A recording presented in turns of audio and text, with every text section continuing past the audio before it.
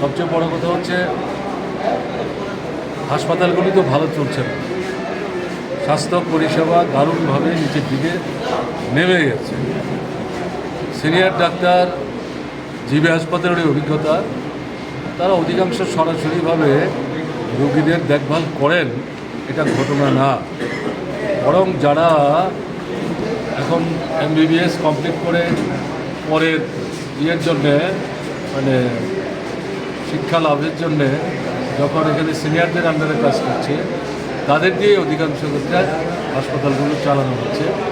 এবং দেখা যাচ্ছে এরা 12 থেকে 13 ঘন্টা পর্যন্ত কাজ করছে, এরা ঠিকমতো ছুটি পায় না, এরা বিশ্রাম নিতে পারে না, এরা খাওয়া দাওয়া সংগ্রহ করতে পারে না, এদের সমস্যা কেউ শুনতে চায় না।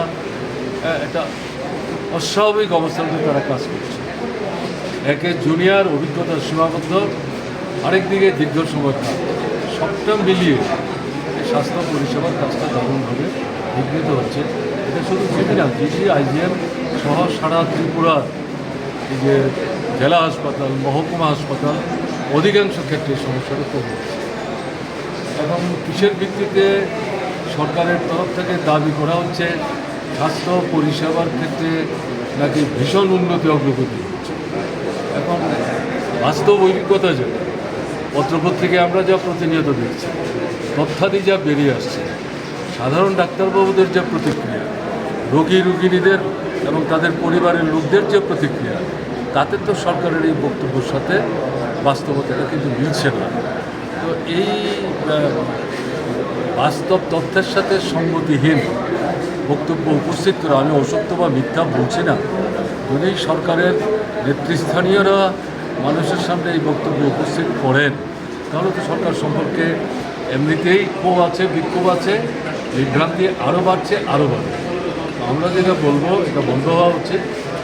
ডাক্তার পাস করে বসে আছে আমাদের ত্রিপুরার মেডিকেল কলেজ থেকে, নার্স পাস করে বসে আছে, স্বাস্থ্যকর্মী পাস করে বসে আছে, সবই ত্রিপুরায়। তাদের কেন নিয়োগ করা হচ্ছে? তাদের অবিলম্বে নিয়োগ করা দরকার।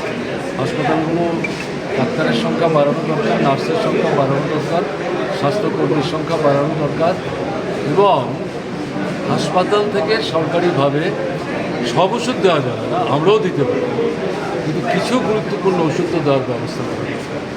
এগুলো যদি করা না যায় তাহলে সরকারের অস্তিত্বের ভিত্তিটা কী? এটা তো সরকারের দায়িত্ব। একদিক থেকে আমরা দেখছি স্বাস্থ্য পরিষেবা যেমন বিঘ্নিত হচ্ছে, শিক্ষাও আক্রান্ত এবং বিঘ্নিত হচ্ছে।